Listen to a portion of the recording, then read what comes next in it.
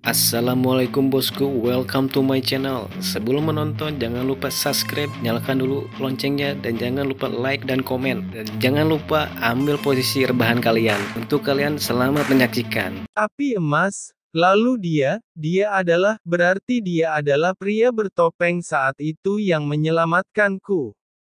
Di atas kemenangan dan penyesalan Jining Suang. Chen Ye adalah Ye Chen selangit. Jining Suang menatap api emas yang tergantung di telapak tangan kiri Ye Chen, nyala api yang bergoyang di matanya yang indah. Sangat mempesona. Ketika Jining Suang di atas, pada saat Ye Chen mengeluarkan api emas, Jining Suang merasa bodoh di sana. Api emas. Di atas, tubuh Jining Suang berkibar, pipinya langsung memucat, dan sebuah ingatan yang telah lama teringat kembali di benaknya muncul sosok di hadapannya adalah orang yang menyelamatkan hidupnya. Api keemasan bergoyang di matanya yang indah, dan sepertinya menariknya ke dalam mimpi indah. Jining Suang kembali mengingat masa ketika, malam di gunung dan dia terkena racun, tetapi ketika Jining Suang di saat paling tidak berdaya diburu oleh Lu Zi, muncul seseorang bertopeng, mengenakan api emas yang menyelamatkan hidupnya dari kematian. Meskipun dia hanya di tahap kondensasi Qi, tidak layak untuk kekuatan yang dimiliki Jining Suang, tetapi sosok itu, malam itu, terukir di hatinya. Dia adalah Chen Ye, lelaki bertopeng menggunakan api emas yang telah menyelamatkan hidupnya.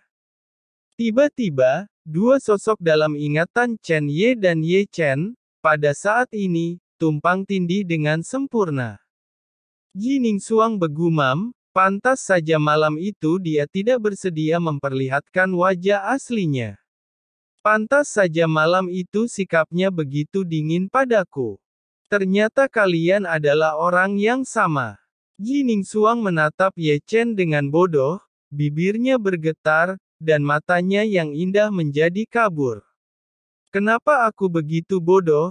Ye Chen dan Chen Ye, itu orang yang sama, aku tidak menyadarinya. Jining Suang kembali mengingat di mana ia bertanya pada Chen Ye, apa 2 bulan lagi aku akan bertemu denganmu di kompetisi 3 sekte?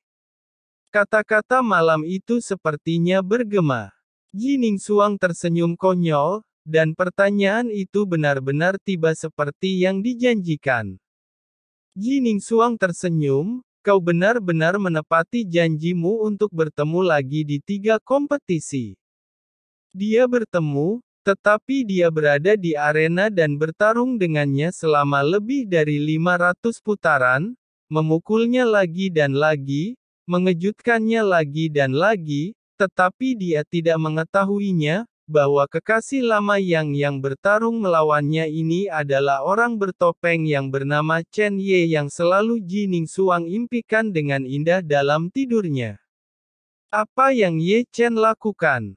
Suara kejutan di bawah mengganggu pikirannya. Tidak.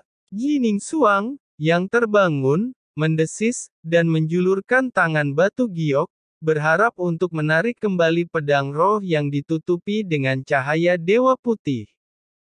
Hanya saja pedangnya telah keluar, dan pukulan paling mencolok diarahkan pada orang yang paling membuatnya terkesan. Di bawah, api Ye Chen dan guntur langit telah berubah bentuk, api peri berubah menjadi busur dewa api, guntur langit menyatu menjadi panah dewa guntur. Kaki kirinya ditekuk ke depan, dan kaki kanannya ditarik dan diluruskan. Seluruh tubuhnya bersandar. Anak panah telah ditempatkan di tali busur, dan ditarik oleh Ye Chen, busur api emas, dan panah hitam. Ini mempesona. Tiba-tiba, Ye Chen tampaknya memasuki keadaan misterius. Dia ingat rekaman yang muncul dari panah kuno di gua. Penyihir besar penyihir itu memutar busurnya untuk menembak matahari, betapa miripnya dengan adegannya saat ini. Jining Suang tinggi di atasnya, dan kekuatannya tidak terbatas. Ye Chen bergumam, ketika penggunaan busur pada zaman kuno. Seorang penyihir besar dari klan penyihir memanah matahari yang angkuh. Sama persis dengan situasiku saat ini, dan Ji Ningsuang berada di tempat tertinggi dengan kekuatan yang tak terbatas. Apakah dia adalah sang matahari yang angkuh? Mungkin, Ye Chen bahkan tidak menyadari bahwa ada sosok besar yang tidak nyata di belakangnya. Tindakannya sama dengan dirinya, seperti bulan purnama, melihat ke barat laut, dan menembak matahari. Dengan kekuatan petir dan api dewa ini, aku akan menghabisinya dengan satu bidikan. Apinya menggelegar, dan itu sekejap. Di tengah-tengahnya, sepertinya ada suara seperti itu terdengar di telinga, biarkan Ye Chen melepaskan tali busur. Ya, tiba-tiba, panah langsung menuju ke langit, menembus kehampaan, dan ruang itu terdistorsi. Pada saat ini, semua orang berdiri, mengangkat wajahnya, dan menatap langit. Di bawah perhatian semua orang, panah petir hitam yang melesat ke langit dan pedang roh cahaya putih dewa dari langit mendekat tanpa batas. Pada saat ini, panah petir hitam dan pedang putih cahaya dewa sangat menyilaukan di atas langit. Boom! Dengan raungan yang mengejutkan, panah petir dan pedang roh putih menghantam bersama, memancarkan cahaya yang menyilaukan. Tiba-tiba, ruang meledak, berpusat pada titik di mana panah bertabrakan, dan lingkaran cahaya menyebar ke empat sisi. Ruang di mana ia lewat terdistorsi, dan ada menara yang menjulang tinggi di arah utara dan selatan Sekte Zhengyang. Puncak gunung terputus oleh lingkaran bundar seperti tahu. Semua orang memperhatikan. Panah hitam dan pedang dewa putih menemui jalan buntu untuk sementara waktu, dan panah menghancurkan pedang. Di kedalaman, suara halus dan tajam menjadi sangat jelas. Itu adalah retakan pedang roh Ji Ningsuang, dan Dewi Putih yang dilapisi pedang roh langsung dikalahkan, dihancurkan oleh panah hitam. Panah ilahi hitam sangat tak tertandingi sehingga menghancurkan pedang roh yang ditutupi dengan cahaya dewa. Segera, Ji Ningsuang, masih dalam keadaan bodoh, ditusuk oleh panah dewa hitam, darah yang indah mengalir ke bawah, dan cahaya yang menyilaukan padam, dan Ji Ningsuang yang jatuh lemah. Bayangan berdarah itu begitu mempesona saat ini. Tubuh roh mistik, dikalahkan. Melihat Ji Ningsuang jatuh dari atas, semua orang membuka mulutnya, bahkan kata-katanya bergetar. Kakak Ji tidak mungkin dikalahkan. Murid Sekte Zhengyang menatap bayangan yang jatuh di atas. Ketidakpercayaan mereka menjadi kenyataan dengan bayangan yang jatuh adalah Ji Ningsuang. Senior Zhuge berkata, siapa sangka pada akhirnya Sekte Hengyue lah yang jadi pemenangnya. Pria tua Zhuge memandang Ji Ningsuang yang jatuh dan bergumam pada dirinya sendiri. Dia benar-benar mengalahkan tubuh-tubuh roh mistik. Biou pucat, wajahnya tertegun, dan dia merasa sedikit pusing.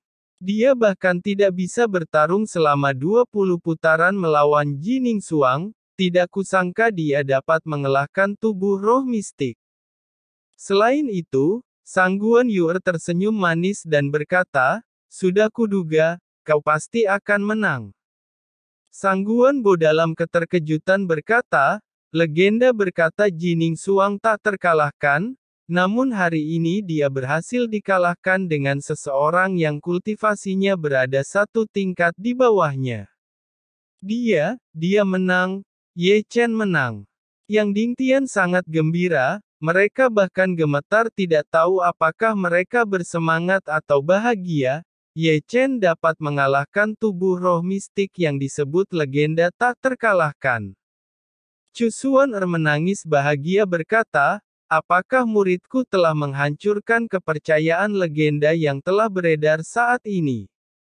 Selain itu, Chu Xuan memandang Ye Chen, ada air di mata yang indah di matanya itu. Ini tidak mungkin, ini tidak mungkin. Dalam keterkejutan, ada raungan Cheng Kun, yang hampir gila, dan bahkan tidak berdiri diam. Dia tidak bisa menerimanya, tidak bisa menerima murid peringkat pertama murid dengan darah langit legendaris yang tak terkalahkan, dan dia dikalahkan oleh seorang murid sampah yang telah diusir. Dengan semua perhatian, Ji Ningsuang akan jatuh ke tanah. Bagaimanapun, itu adalah kekuatan lembut yang menyeretnya, dan tentu saja Ye Chen yang menembaknya. Merasakan kekuatan lembut, Ji Ningsuang menyilangkan pipinya dan menatap Ye Chen dengan bodoh. Masih ada air mata di matanya yang indah. Saya telah salah. Mata Ji Ningsuang yang mencela diri sendiri, kesombongannya, menghilang pada saat ini. Ye Chen berkata, tidak ada lagi karma di antara kita. Apakah kau membenciku? Ji Ningsuang menatap Ye Chen dengan bodoh, sambil menangis. Ye Chen menjawab, mengapa aku harus membencimu? Kamu memiliki harga dirimu, dan aku memiliki tekadku. Kata-kata Ye Chen masih polos. Tiba-tiba, Ji Ningsuang penuh air mata di matanya dan memegang pipinya. Ji Ningsuang bergumam, dulu aku beranggapan kau dan aku akan hidup bersama selamanya. Namun setelah kultivasimu hilang dan aku menyadari kalau aku memiliki tubuh roh mistik, dengan angkuhnya aku berpikir, pada kehidupan ini aku memutuskan hubunganku denganmu, namun yang paling menggelikan adalah, kau adalah orang yang menolongku ketika aku berada dalam keadaan sulit hampir mati, sejak saat itu kau pun selalu hadir dalam setiap mimpiku, tapi ternyata orang yang menolongku adalah orang yang dulu pernah kucamakan. Apakah ini adalah sebuah hukuman atau balasan dari karmaku? Ye Chen bergumam, awalnya kita adalah sepasang kekasih, kemudian kita menjadi orang asing yang tidak pernah berhubungan lagi, lalu kita menjadi musuh dan harus bertarung satu sama lain. Pada akhirnya sudah tidak ada hutang di antara kita. Hari ini, masih ada perasaan, dan ada begitu banyak kenangan. Adegan itu sunyi karena percakapan pucat antara Ji Ningsuang dan Ye Chen. Untuk waktu yang lama, ada yang berbicara. Bagus. Dengan teriakan pertama si Tunan, tempat pertemuan yang sunyi itu seperti ledakan. Jeritan keras terdengar di langit dan bumi. Jeritan ini terdengar. Ye Chen memecahkan legenda mitos yang tak terkalahkan adalah bahwa Ye Chen menciptakan legenda abadi. Di atas awan, Dong Huang Taixin sudah berdiri dan tersenyum lega dan berkata, generasi ini memang benar-benar luar biasa. Awalnya kukira kompetisi 3 sekte akan membosankan, namun ternyata pertarungan kali ini benar-benar menarik. Xuan Chen tersenyum untuk pertama kalinya dan berkata, dataran Chu ini masih memiliki keturunan yang dapat diandalkan.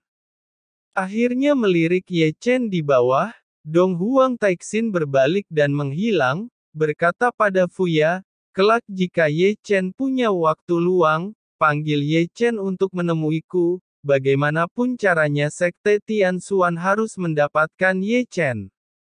Mereka pergi. Tetapi hal-hal di bawah belum selesai. Di arena, Ye Chen sudah mengambil beberapa langkah, bagaimanapun, dia jatuh langsung. Dalam pertempuran ini, dia terlalu terluka. Ye Chen terluka parah oleh Ji Ningsuang. Ye Chen juga menggunakan jurus terlarang lebih dari sekali, membakar darah esensi, mengorbankan umurnya, dan merusak tubuh dan jiwanya dengan parah. Meskipun Ye Chen memenangkan pertempuran ini, Ye Chen memenangkan dengan sengit. Di bawah arena, Chu Xuan bergegas, memegang Ye Chen, yang akan jatuh, dan memeluknya. Guru muridmu ini tidak membuatmu kecewakan. Ye Chen menumpahkan darah di mulutnya, berbaring lemah di lengan Chu Xuan'er, menunjukkan senyum lelah. Tidak, kau adalah murid kebanggaanku. Guru, kau telah berjanji padaku jika aku memenangkan kompetisi, setelah pulang nanti apa kau akan melepaskan pakaianmu dan memperlihatkannya padaku. Chu Xuan'er tersenyum dan berkata, dengan luka separah ini kau masih berani berbicara seperti itu. Chu Xuan'er menangis kegirangan dan tidak marah, tapi dia dengan lembut mencubit wajah Ye Chen. Ketika dia melihat rambut putih Ye Chen dan wajah lelah itu, hatiku tidak bisa menahan rasa sakit yang samar. Xuan'er dikalahkan. Di sisi lain, Cheng Kun duduk lemah di posisi itu. Semua wajah orang sekte Zeng yang pucat. Mereka masih tidak percaya bahwa tubuh roh Msitik itu dikalahkan. Senior Zhuge berteriak, aku pernah mendengar, pemenang utama kompetisi 3 sekte kali ini akan mendapatkan hadiah berupa pil dengan level 5, bukan?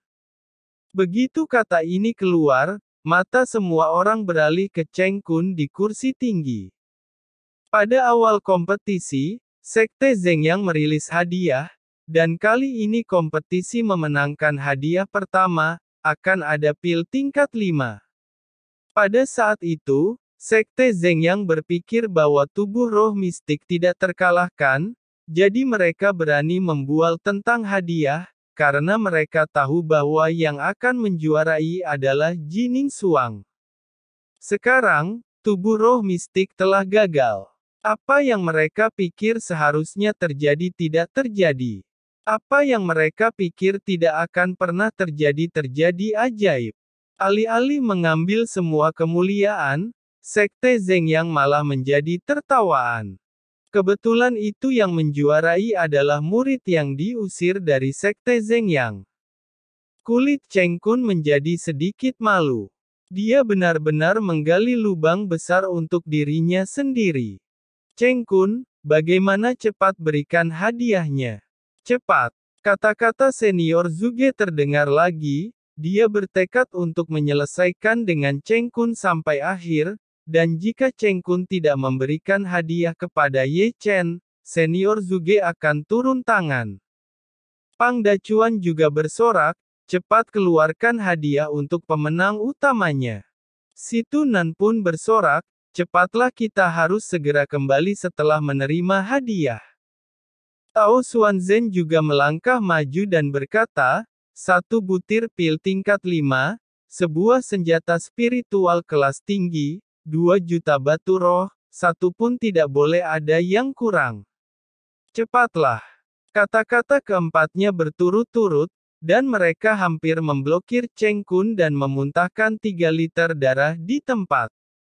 Melihat wajah Cheng Kun, banyak orang tidak bisa menahan tawa. Cepat berikan hadiahnya. Melihat wajah Cheng Kun lagi. Untuk mengatakan bahwa produk ini benar-benar ahli pisau Tuhan, hampir memuntahkan darah ke Cheng Kun dalam sebuah kalimat. Mari kita bicara tentang Cheng Kun. Ini sedikit beruntung. Untungnya, saya berbicara tentang pil tingkat 5, bukan pil tingkat 6. Kalau tidak, saya tidak tahu bagaimana itu akan berakhir kali ini. Jika itu pil tingkat 6, maka sulit untuk mengatakannya. Cepat, rasakan, kau telah menerima balasannya. Awalnya Cheng Kun berniat mempermalukan Ye Chen, tapi pada akhirnya dia sendirilah yang menanggung malu, bukan? Dia telah mengusir muridnya keluar dari sekte, dan sekarang dia harus menerima akibat dari perbuatannya. Suara penonton berlanjut, satu demi satu, meski sombong dan berbahaya Cheng Kun tidak bisa menahan tekanan. Bagaimanapun, dia mengertakkan gigi dan mengeluarkan tas penyimpanan, dan melemparkannya dengan keras, ambillah. Senior Zhuge tertawa, nah itu baru benar. Itu benar. Dao Xuanzhen melambaikan tas penyimpanan di tangannya, dan kemudian mengeluarkan pil tingkat 5. Pil tingkat 5, Itu benar-benar pil tingkat 5. Hadiah ini benar-benar luar biasa. Harta karun Cheng Kun memang hebat. Pil yang begitu berharga tidak pernah dijual bebas. Begitu pil ungu dikeluarkan, mata penonton meledak menjadi cahaya yang berapi-api, bahkan lelaki tua Zuge yang tak terduga tidak terkecuali, dan terlebih lagi, dia tidak tahan kegembiraan dan ingin membelinya di tempat. Tidak bisa menyalahkan mereka karena begitu panas, terutama ada 5 tanda pada pil ungu itu. Di tanah yang luas ini, hanya ada beberapa alkemis, dan alkemis tingkat tinggi, dan alkemis yang benar-benar dapat membuat pil tingkat 5 dari seluruh dataran Chu, mungkin hanya Dan Chen yang bisa melakukannya. Pikirkan seperti ini, nilai setiap pil tingkat 5 tidak bisa diperkirakan. Semua orang tahu apa arti pil tingkat 5. Haruskah aku menangkapnya? Merampok dan lari. Di kursi, senior Zuge mengerang saat dia merasakan dagunya, dan sepasang pencuri bermata tua itu berbalik dengan acuh tak acuh. Ya, lakukan saja seperti ini. Di satu sisi, Biyou menundukkan kepalanya sedikit, dan melihat kakek Zuge dan memarahinya. Kakek, Ye Chen telah mempertaruhkan nyawanya untuk mendapatkan hadiah itu, apa kakek tega melakukannya? Mendengar itu kakek Zuge tertegun, dia tidak bisa menahan diri untuk tidak menoleh, dan memandang Biyou dari atas ke bawah dan berkata, "Hei Biyou, ketika baru datang ke Sekte Zhengyang, kau tidak bersikap ini pada Ye Chen, sekarang kenapa kau menjadi lulu begini, jangan-jangan kau menyukai Ye Chen?" Biyou menjawab dengan malu-malu, mana mungkin, dia Ye Chen sudah punya gurunya yang dia sukai.